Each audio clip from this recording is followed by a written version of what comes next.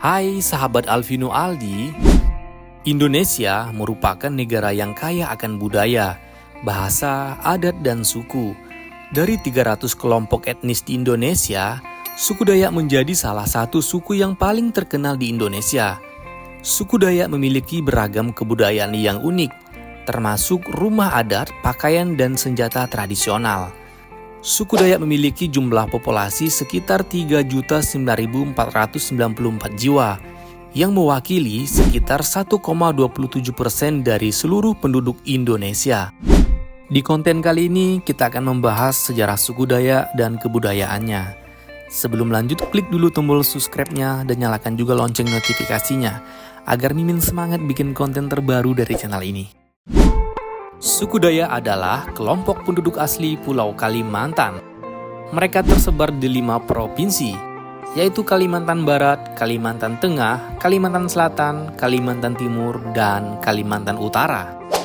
Asal-usul nama suku Dayak itu sendiri adalah penjajah Belanda yang melakukan ekspedisi di Kalimantan atau Borneo saat itu. Suku Dayak tinggal di daerah sungai di dalam hutan, dan mereka mencari nafkah sebagai nelayan di hulu sungai.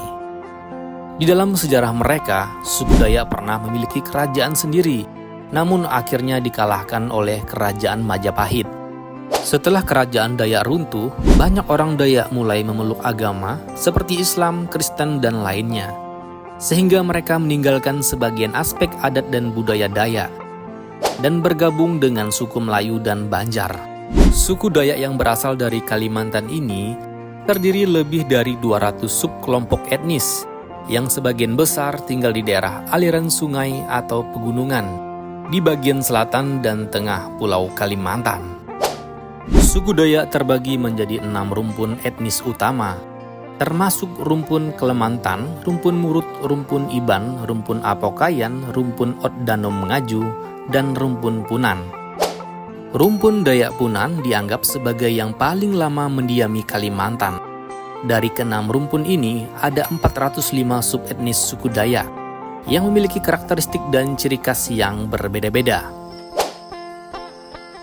Dari banyaknya subetnis tersebut, terdapat kesamaan ciri-ciri budaya yang khas, seperti rumah panjang, peralatan tradisional tembikar, sumpit, mandau, beliung atau kapak Dayak, mata pencarian, dan seni tari yang khas.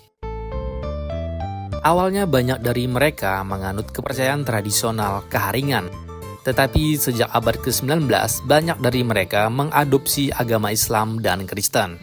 Dilansir dari berbagai sumber, suku Dayak memiliki berbagai tradisi unik yang masih dijaga hingga saat ini.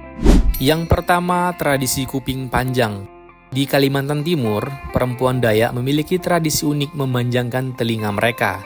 Keyakinan di balik tradisi ini adalah bahwa telinga panjang membuat perempuan terlihat semakin cantik.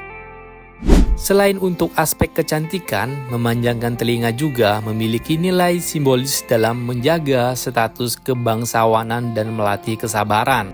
Proses memanjangkan telinga melibatkan penggunaan logam sebagai pemberat yang ditempelkan di bawah telinga atau digunakan untuk anting-anting. Perempuan Dayak diperbolehkan memanjangkan telinga hingga dada, sementara laki-laki bisa memanjangkan telinga hingga bawah dagu. Yang kedua, tradisi tato. Tato atau rajah adalah simbol kekuatan, hubungan dengan Tuhan, dan perjalanan kehidupan bagi suku Dayak. Proses pembuatan tato terkenal karena masih menggunakan peralatan tradisional, di mana orang yang akan ditato akan menggigit kain sebagai pereda sakit, dan tubuhnya akan dipahat menggunakan alat tradisional.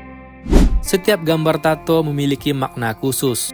Misalnya tato bunga terong menandakan kedewasaan bagi laki-laki suku Dayak. Dalam konteks sejarah, diketahui bahwa suku Dayak Iban menggunakan tato ini selama peperangan untuk membedakan antara teman dan musuh. Yang ketiga adalah tradisi tiwah. Tiwah adalah upacara pembakaran mayat Dayak Ngaju yang melibatkan pembakaran tulang belulang kerabat yang telah meninggal.